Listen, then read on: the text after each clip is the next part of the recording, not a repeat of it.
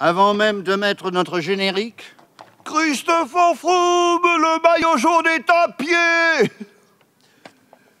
Puis arrivera titubant, vacillant et visiblement exténué le premier des concurrents, puis éreinté, crachant ses poumons, le second des concurrents, puis le troisième des concurrents avec des râles de moribond, le quatrième quasi en syncope et le cinquième frôlant le collapsus, le sixième tout en eau, tout en nage, dégoûtant littéralement, le sixième défaillant, vide, étiolé comme une endive, et le huitième bavant aux commissures, le neuvième en dyspnée presque, et le 11e suant les sensuettes au bord de l'asphyxie, couché à même l'asphalte, et le 12e flageolant des guibolles, puis le 13e manifestement en insuffisance respiratoire, le 14e les ailes du nez battantes et le 15e carrément sur les rotules, le 16e traînant lamentablement la patte et tournant de l'œil et se tenant douloureusement la cage thoracique, le 17e bon pour le bouche-à-bouche final et le 18e lui aussi prêt à rejoindre ses ancêtres. C'est marrant. Ça, c'est la saloperie de cela. En ce moment, avec les problèmes de stock, les imprimantes en profitent pour se mettre en vacances. Et donc là, elle ne m'a pas imprimé la fin du texte. Voilà. Je sais qu'à la fin, il est dit que le dernier arrivera bon dernier et bien vivant, et c'est pour cela qu'on l'appela le dernier des Mohicans, bien vivant. Mais évidemment, la chute, elle marche pas parce que je n'ai pas pu le faire dans la foulée. À cause de mon imprimante, je suis prêt à donner son nom ici, publiquement. Ah oui, évidemment. Il y a une petite... Mais je ne veux pas beaucoup repartir sur 54-13. J'aime beaucoup ce petit passage, j'aimais beaucoup jouer. Parce qu'en fait, ce truc... Un jour, j'avais commencé à le faire en cabaret, et puis après, j'ai trouvé un trompettiste breton. Oh, non, mais comme quoi, hein, ça vous colle aux pattes. C'était Éric Lelanne. Et on a fait des cabarets ensemble. Je faisais des extraits de 54-13, et puis un beau jour, c'est devenu un spectacle à Rennes. Et puis, on l'a joué pas mal de temps. Et à un moment, donc, de mon échappée, je disais « Estan ». Une petite ville charmante, du moins pour ceux qui regardent à la télé et qui peuvent voir le paysage. Nous, c'est à ras le bitume, à ras les pâquerettes. Nous, on voit les murs. À la télé, ce sont les toits, les jardins et les champs. Nous, seulement les barrières. Un arbre vu d'en bas, c'est pas pareil que vu d'en haut.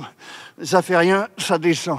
Un faux plat, mais en descente, c'est le truc le plus agréable du monde. T'as l'impression d'avoir un moteur. On parle toujours des faux plats en montée, jamais de ceux en descente, en légère descente. Mesdames, messieurs, je vous avais promis un hommage retentissant à Raymond Poulidor. Eh bien, le voici, sous la plume même d'Antoine Blondin, le grand chroniqueur du Tour de France.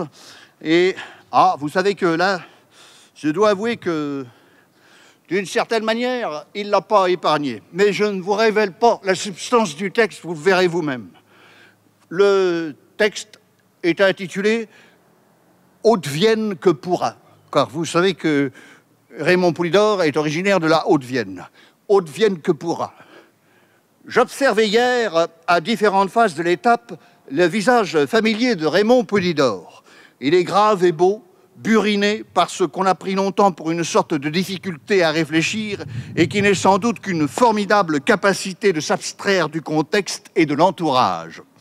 Le phénomène sentimental extravagant auquel il a donné naissance parmi les foules et qu'on pourrait baptiser la popularité ne semble guère l'atteindre. Il accueille avec une indifférence plus proche du fatalisme musulman que du flegme britannique cet hommage. Il se présente naturellement sur la ligne parmi les derniers, comme il convient aux vedettes à part entière que leur splendeur doit isoler et désigner. Ici, j'habite Landerneau, je prends immédiatement des notes, et je sais que les derniers coureurs qui se présenteront sur la ligne de départ seront en fait les plus attendus et les vraies vedettes. Ils se présentent naturellement sur la ligne parmi les derniers, comme il convient aux vedettes à part entière que leur splendeur doit isoler et désigner. Mais il ne semble guère qu'il y ait dans cette observance une préméditation bien concertée, et c'est d'un bref sourcil qu'il répond à la ferveur gloutonne dont on l'entoure. C'est pourtant en cet homme, accablé par des mésaventures sportives mélodramatiques, qui excelle à faire dans le grand avec du petit, mais doit parfois se cantonner dans le petit quand l'entreprise prend de l'ampleur, que la presque unanimité d'un peuple a choisi de se reconnaître avec une partialité souvent déconcertante. Je vous propose, mesdames et messieurs, de vous jouer la Marseillaise pour mieux comprendre ce passage. Opinons. Je trouve plus patriotique encore de reprendre ce développement en langue française, comment dire, à la fois hérité de Victor Hugo et de Céline. D'abord de Victor Hugo, de Chateaubriand. C'est du pur Chateaubriand que Antoine Blondin, une de ses spécialités, c'était de faire les chroniques du Tour de France à la manière de George Sand, à la manière de... À chaque fois, il faisait un jeu d'imitation comme ça. Mais enfin, ça, c'est du pur Blondin. Donc, à propos de Poupou, Poulidor, c'est pourtant en cet homme accablé par des mésaventures sportives mélodramatiques qui excelle à faire dans le grand avec du petit, mais doit parfois se cantonner dans le petit quand l'entreprise prend de l'ampleur, que la façon de dire l'éternel second, chez Blondin, c'est ça. C'est-à-dire qu'il aurait pu être grand, il excelle à faire du grand dans le petit, mais il se cantonne dans le petit quand l'entreprise prend de l'ampleur, que la presque unanimité d'un peuple a choisi de se reconnaître avec une partialité souvent déconcertante. Excusez-moi, j'ai quelqu'un en oreille. Oui, il s'agirait d'avancer dans le texte, oui, oui. Non, oui, il y a trop de commentaires, mais je trouve aussi. Non, mais je voulais le dire. Oui, assez. Et les citations, oui. Non, c'est beaucoup trop long. C'est une lecture qui parle... D'accord, on fait... Non, je vais faire attention. Oui, je sais. Si, oui, bien sûr. C'est-à-dire que parmi les coureurs, à cette époque-là, c'est pas très féministe, quoi. D'accord, on va faire un effort. On va trouver. Merci, d'accord, ok. Hier donc, Poulidor pénétrait dans cette province limousine dont il est issu et qui devient le cœur palpitant de la France. Les paysages étaient ceux-là même où il allait naguère s'entraîner à la lanterne une fois la dure journée agricole finie. Admirable Poulidor, incompréhensible Poulidor, tout autre, sans effusquer pour autant la modestie, eût cherché à se montrer, sinon par quelque éclat, du moins par quelques gestes, eût cherché à répondre à l'attente des fidèles, ne fût-ce qu'en adoptant une place privilégiée dans le peloton, ne fût-ce que par l'ébauche d'un sourire, comme on croit voir parfois le visage de l'idole bouddhique s'éclairer fugitivement. Au lieu de quoi, la casquette sur les yeux, l'air maussade, imperturbablement confiné dans les entrailles de la course, il passa cette journée à dérober à des dizaines de milliers d'admirateurs le bénéfice irremplaçable de la présence réelle. Et le plus fort est qu'aucun de ceux qui n'ont pu réussir à l'apercevoir n'ont eu un mouvement d'humeur ou la réaction du dépit amoureux. Pour eux, la preuve de l'existence de Poulidor et sa majesté tiendront comme celle de Dieu dans le fait qu'on ne sait pas où il se trouve et qu'on ne le voit pas, mais qu'il est nécessaire à l'explication du système. Peut-être qu'effectivement, j'aurais dû prévoir qu'on fasse une lecture assise dans une salle quasi fermée, presque dans l'obscurité pour réussir à se confondre. Parce que Blondin, il a l'air... Mais c'est quand même sacrément... Bon. Alors, explication du texte par la voix même de Poulidor. Stablinski était parti, je n'avais pas à me montrer.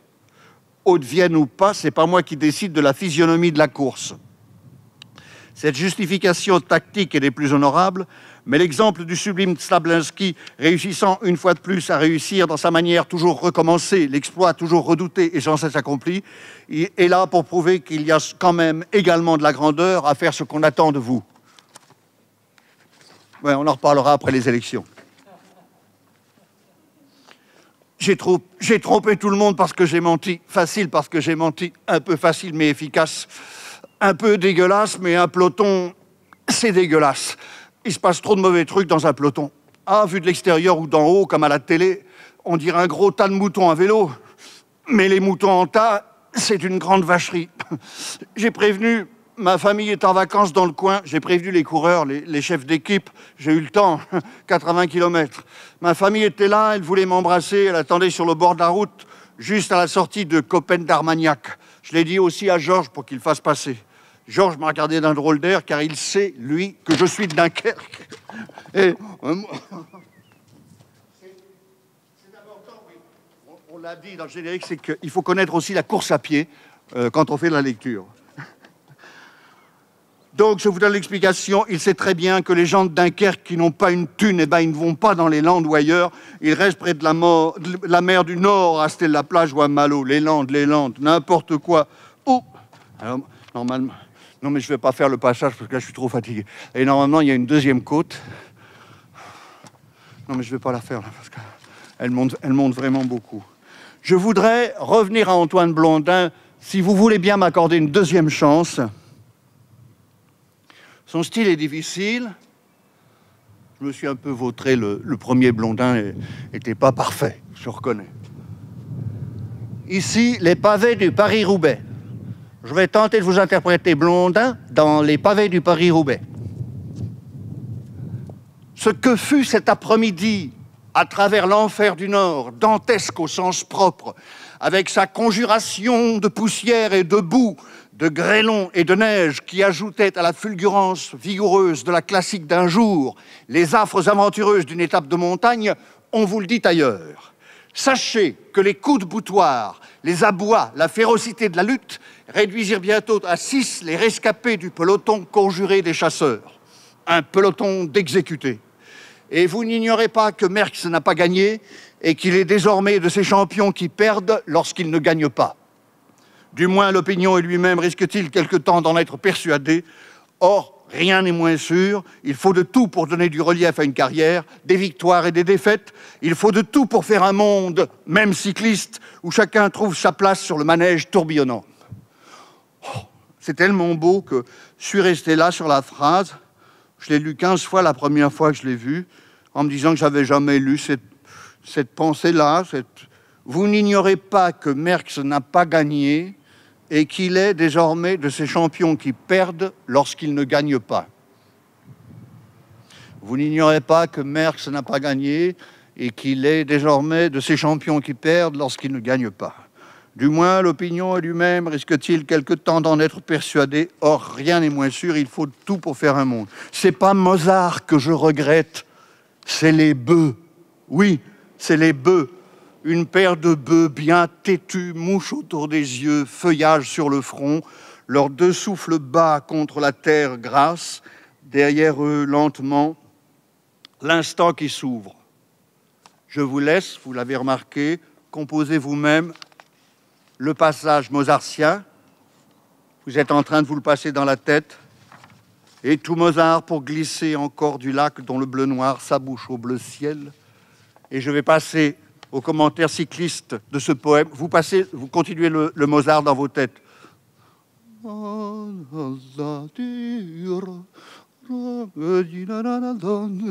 Et moi, je vais passer aux commentaires de la fête cycliste. C'est un poème de Ludovic Jambier. Place Rigaud. Je passais de l'ombre au soleil lentement.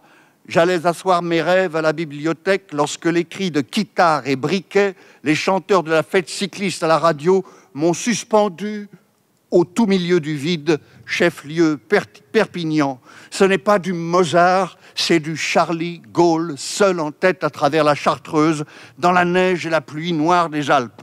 Ici, l'œil se cogne aux vibrations du ciel trop bleu. Quand les autres coureurs en pleurent et tremblent et renoncent, on dirait que lui seul, loin devant, il s'élève en musique, avec sa douce figure d'enfant sérieux, ange boueux qui naît de la montagne et des mots, alors que moi, petzouille aux pieds plats, comme auraient dit les Grecs, je reste là, cœur battant, face au café, les yeux fermés, je le vois qui s'arrache en danseuse, écume aux lèvres, il souffre à se faire léger, et c'est en moi que ça jubile et s'exalte, ma danseuse à moi, traînard, c'est Charlie Gaulle. Il m'allège à chaque note, à chaque mètre, il me délivre.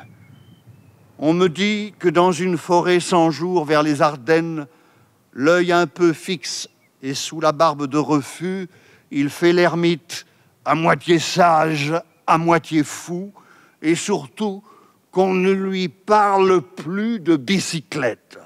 Il marche à pied, il marche à pied, il marche à pied.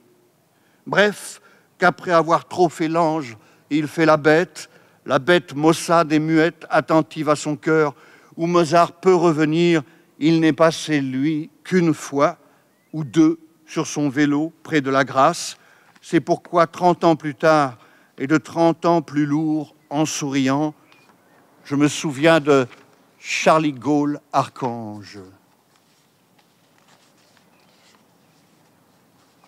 Oui, c'est tout ce que j'avais prévu pour ce montage. Il y a toujours un truc où j'aime revenir dans une anthologie. J'étais tombé sur un texte à propos des bicyclettes ordinaires et je trouvais toujours étonnant de chanter de cette manière-là la bicyclette de tous les jours. Ça s'appelle « Les bicyclettes d'Amsterdam ». C'est un texte de Georges Dezeuse. Fille de tout ce qui passe, hélas, dans mon cœur demeure un grand dame. Un seul amour y tient la place, les bicyclettes d'Amsterdam. Celle que conduit le bourgmestre si raide malgré son bedon, tenant un cigare en la dextre et de l'autre main le guidon. Celle que monte une pucelle plus douce que sucre candi, ou bien que mène une lady juchée très haut dessus la selle, celle des altesses royales laissant leurs Rolls à leur valet, et roulant à toute pédale, oublieuses de leur palais pour faire leurs achats aux halles, celle des facteurs, des laitières, des écoliers, des écolières, des clergyman, des salutistes, des chenapans et des juristes, des javanais et des cubistes, des ferrailleurs sur des tricycles, des poissonniers qui font l'article, toutes raides, dignes et noires, toutes pareilles, sans histoire, haute sur roue, le guidon droit, un peu sinistre, puritaine, et délaissant la pré-trentaine pour choisir les chemins étroits, corps de métal mais non sans âme, aux bicyclettes d'Amsterdam, de tout mon temps en Néderlande, délaissant les choses gourmandes, les œuvres d'art, les jolies femmes, je n'eus Dieu que pour vous, mesdames, et soupirai de ne pouvoir aussitôt vous posséder toutes, Casanova des grandes routes dans l'alcôve des macadams. Ah, que pouvait alors me faire l'éclat de vos belles artères, villes du Nord aux 100 canaux qui vous bouclent dans leurs anneaux, vos campagnes à fleur de terre et vos terres comme à fleur d'eau, vos vaches piles, si roses, et vos maisons de briques bises qui penchent, piquent, tour de pise, chefs coiffés blanches de blanches dentelles comme dames en ribambelle, bras dessus avec bras dessous, le cœur content, mais un peu saoul, revenant en dansant la gigue, de se divertir sur la digue. Et que voulez-vous que me fiche? C'est encore un bavard, celui-là, une espèce de blondin de l'Alexandrin. Les pontons... Eh oui, il fait quand même 18 pages, hein, ce poème.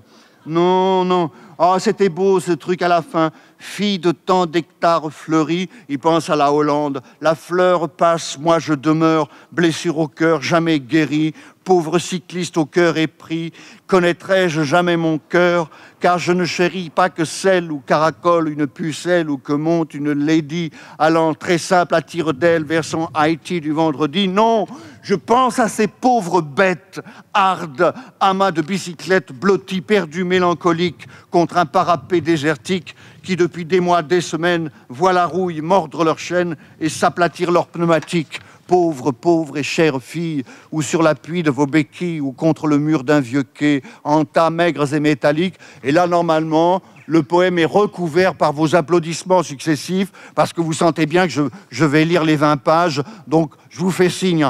Pauvre, pauvre et chère fille, où l'appui de vos béquilles. Oui, bravo. Non, je continuerai malgré. Est-ce que vous voulez que je vous lise l'article entier de Roland Barthes dans Mythologie? Voilà. Oui. Merci, merci. Voilà, c'était un petit exemplaire. Je trouve la dernière partie un petit peu désordonnée. Il faudra que je la retravaille. C'était très bien, très très bien. Pour l'ensemble, ça m'a servi très bien.